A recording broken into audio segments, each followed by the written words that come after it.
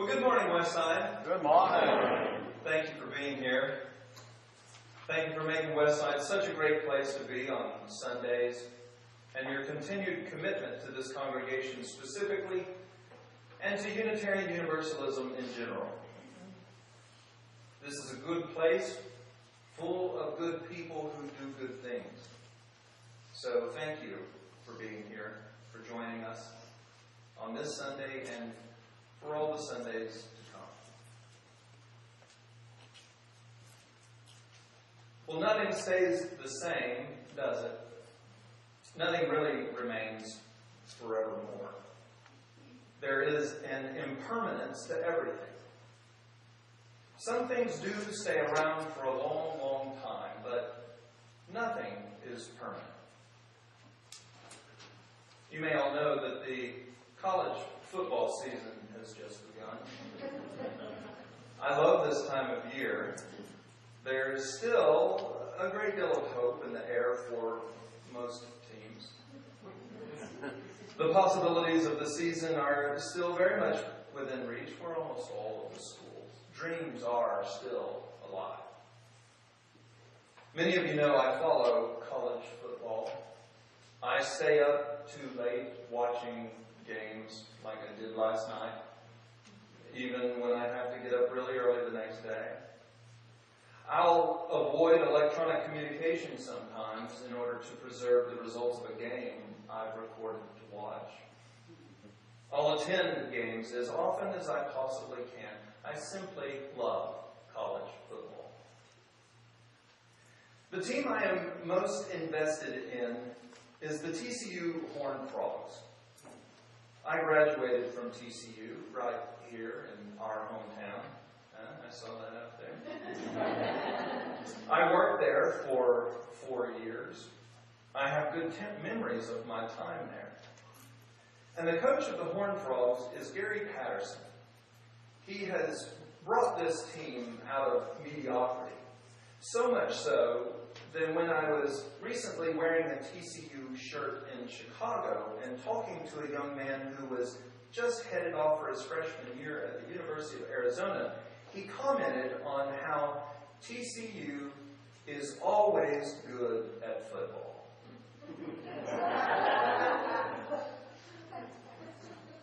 Now, many of us know TCU has not always been good at football. In fact, when taking the long view, I believe they have rarely been good at football, and they are evidently still not as good as a powerhouse like Louisiana State University, though last night's game was a good one. But it shows the perspective of history.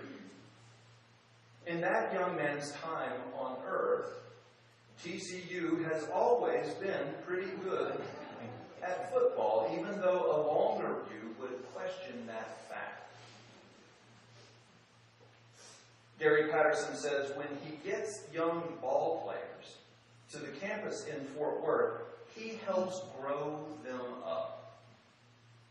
And it is a fact that the young men are changed after 4 or 5 years in the program. But I was also thinking about my earliest days as minister here at Westside. How different I am today. How Westside has, in the last 8.5 years I've been here as minister, helped grow me up. I mean, it used to be that I would tell these really immature, somewhat inappropriate jokes in my reflections from the pulpit. Jokes I would never use today. Jokes like this one, where Albert Einstein dies and goes to heaven. And at the pearly gates, St. Peter tells him, "You look like Einstein, but you have no idea the lengths some people will go to sneak into heaven. Can you prove that you are indeed Albert Einstein?" Einstein ponders for a few seconds and then asks, "Can I have a blackboard and some chalk?" St. Peter snaps his fingers, and a blackboard and chalk instantly appear. Einstein proceeds to describe, in arcane mathematics and symbols, his theory of relativity. Well, St. Peter is duly impressed. He says, "You really are Einstein. Welcome to heaven." The next to arrive is Picasso. Once again, St. Peter asks for credentials. Picasso asks, "Do you mind if I use that blackboard and chalk?" And St. Peter says, "Go ahead." Picasso erases Einstein's equations and sketches a truly stunning mural with just a few strokes of the chalk. St. Peter claps. "You are definitely the great artist you claim to be," he says. "Come on in." Then St. Peter looks up and sees George W. Bush. St. Peter scratches his head and says, "Einstein and Picasso both managed to prove their identity. How can you prove yours?" The former President of the United States looks bewildered and says, "Who are Einstein and Picasso?"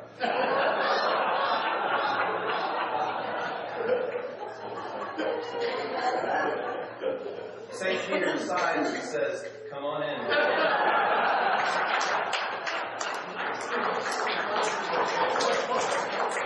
I mean, I would never tell a joke like that from the pulpit today. But I have been reflecting a great deal lately, thinking back about the way Westside used to be, thinking about how Westside is today, and thinking about the wonderfully bright future the congregation has in front of her. If someone had only seen this church for a short time, it would be easy to say, the way Westside is today is the way Westside has always been. 2 services, active outside the congregation's walls into the community, a vibrant and growing religious education program with the volunteers to make this whole thing go. That's the way it's always been here, right?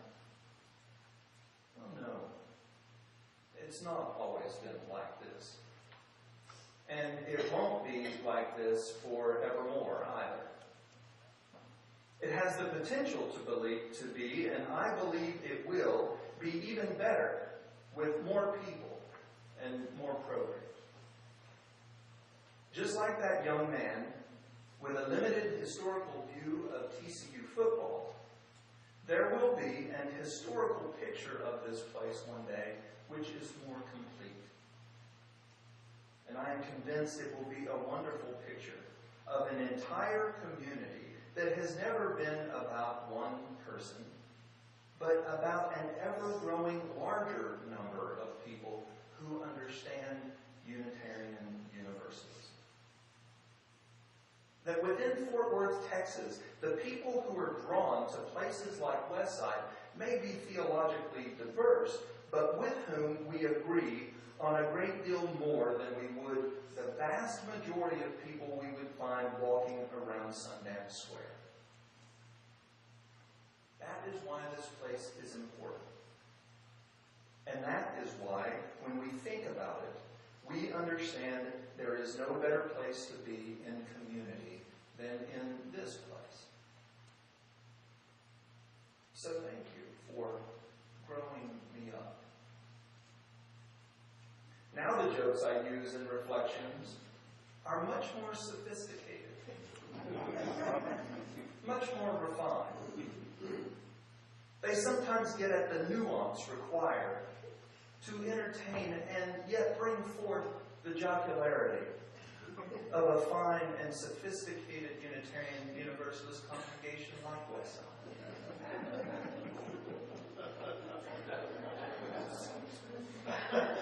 Like the time when a Sunday school teacher in another church was teaching her class one day. And she asked the children, if I sold my house and my car, had a big garage sale, and gave all my money to the church, would that get me into heaven? No, the children all answered. Well, if I cleaned the church every day, mowed the church lawn, and kept everything neat and tidy, would that get me into heaven? Once more, all the children answered no. Well then, if I were kind to animals and gave candy to all the children and loved my spouse, would that get me into heaven? And the children, once again, all responded, no. Well, she said, thinking they were a good bit more theologically sophisticated than she had given them credit, then how can I get into heaven? And a 5-year-old boy shouted out, "You gotta be dead."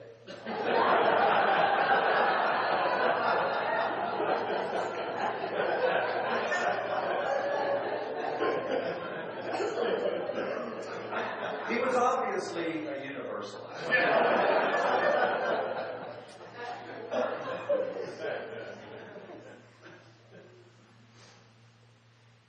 Well, I guess I have a confession of sorts to make.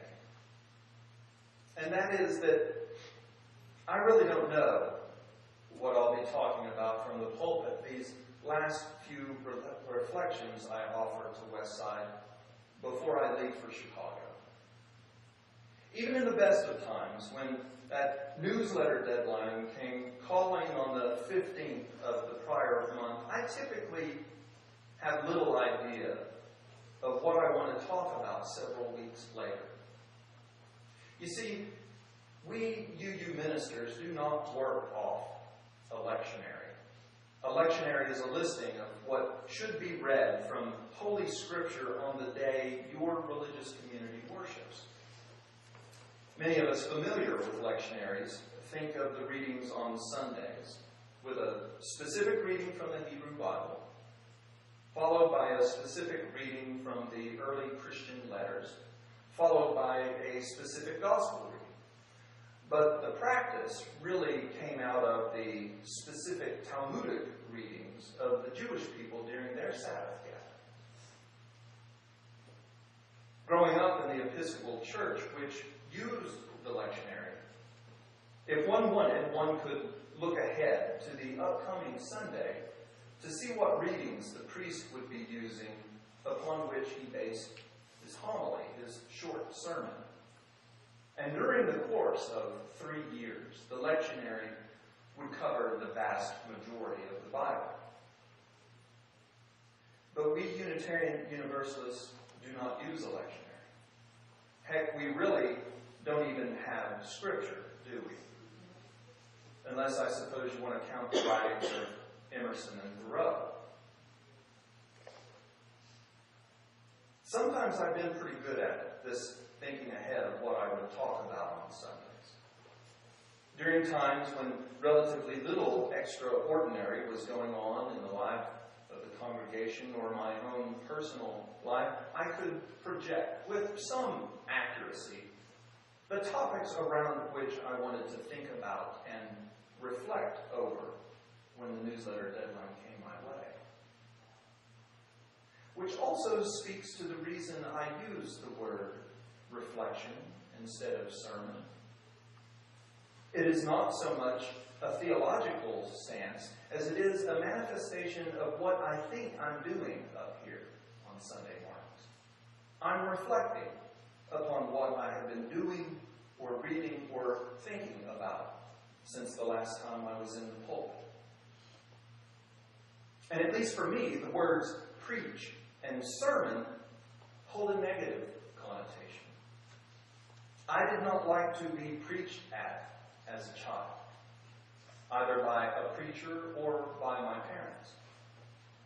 And a sermon, to me, is something long and tedious. I did not want to preach at Westsiders. And I very much hoped my time in the pulpit would not be viewed as long and tedious. So, to reflect on Sundays seemed to be more appropriate and more accurate. What I had thought is life after death.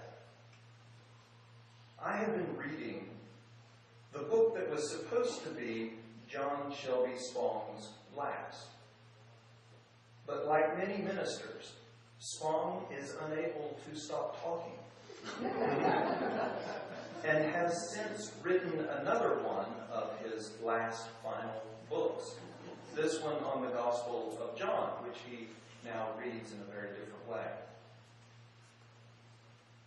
Many of you know Spong. He is the retired Episcopal Bishop of Newark, New Jersey, and he has been something of a theological lightning rod. I've read several of the books he's written. One of his books, Rescuing the Bible from Fundamentalism, I hold dear to my heart, for it is the book that in some ways gave permission to my spouse, Gail, to become a Unitarian Universalist. She'd been a missionary Baptist growing up. They believed Southern Baptists were liberals.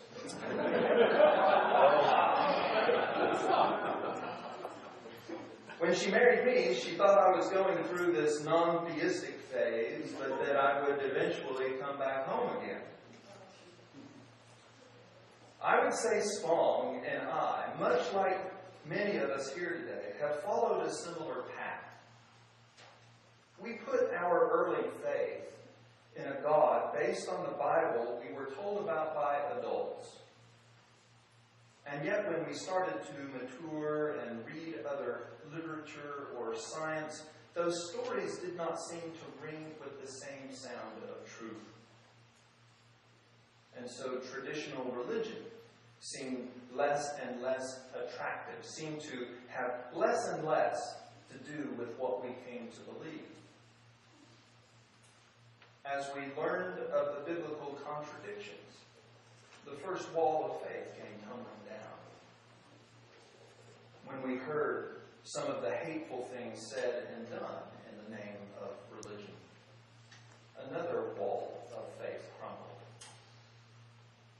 And when many of us came to the realization that when we die, we die, there would be no streets paved with gold or St. Peter waiting for us with a quiz, that the Evermore comes only from those who knew us and loved us and remembered us, then we begin to look for other religious or philosophical or community expressions of faith.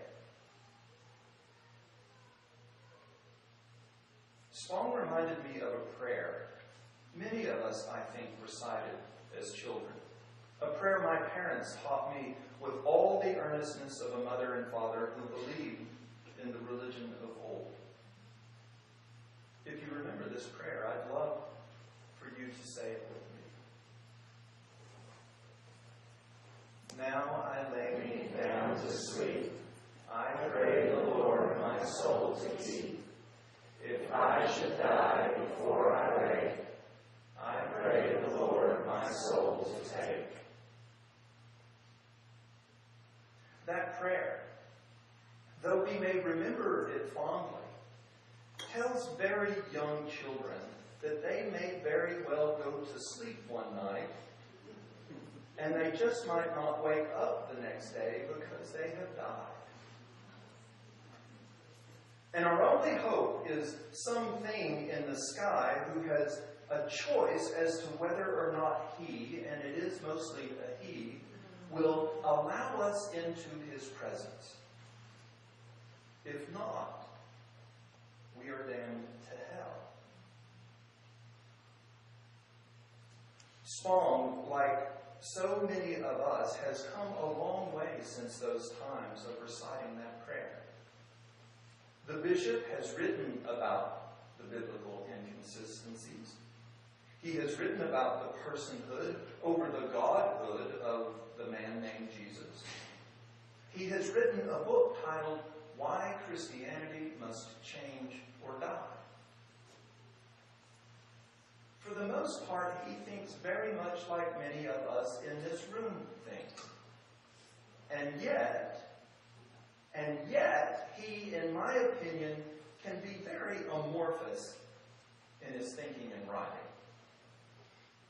At one point, he will write, increasingly, I saw the church as an organization for the spiritually immature, as a body of children vying for the affirmation of the heavenly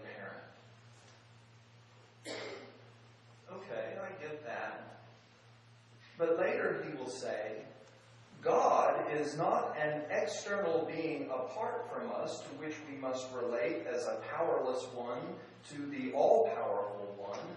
God is more a glimpse into the meaning of the totality of human experiences, where we recognize that we are a part of an ultimate grasping after a universal consciousness with which we are one and in which we are whole. That is beautifully written, isn't it? But to be honest, I have no idea what it really means. I don't know what to do with that. Spong will end the book by saying, so I end this book by calling you to live fully, to love wastefully, to be all that you can be, and to dedicate yourselves to building a world in which everyone has a better opportunity to do the same. And that, I believe, is key. We may have a great many different ideas of what is holy, what is divine. We may disagree about ideas of what happens after we die. But all of us here very likely agree very much that what we have control over is what we do right now, today, in the present, that makes a difference. Doing something is what matters.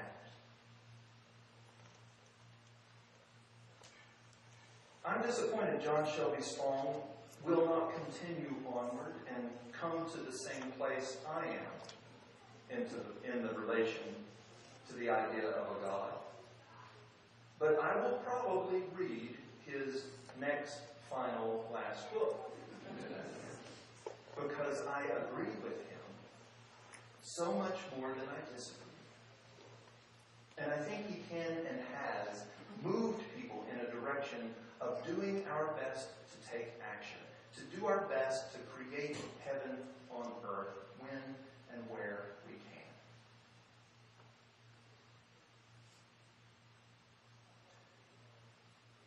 I honestly don't know what I'll be talking about from this pulpit my remaining Sundays at Westside. My descriptions in the newsletter may or may not be accurate. We know from our religious studies that you cannot believe everything you read.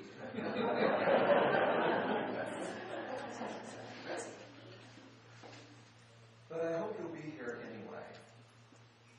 That you'll be patient with me as I struggle to find the things to say. As together we prepare for an evermore that will be different, but will be very good. As we rise together in body or spirit and join in singing our closing hymn, number 163, For the Earth Forever Turning,